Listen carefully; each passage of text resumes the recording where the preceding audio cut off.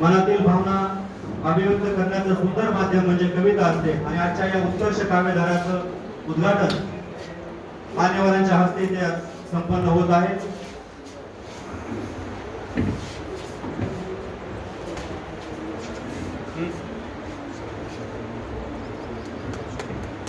टाळ्या वाजवून आपण या कार्यक्रमाचं उद्घाटन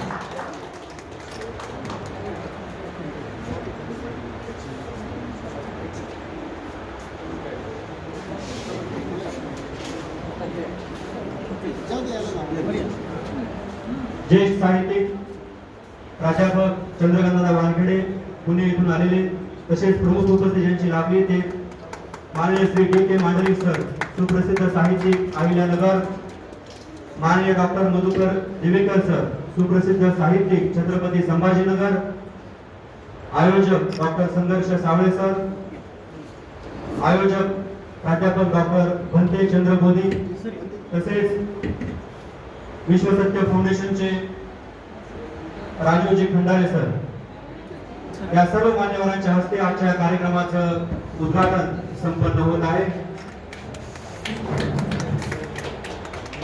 कवितेच्या माध्यमातून समाज प्रबोधन हा विचार घेऊन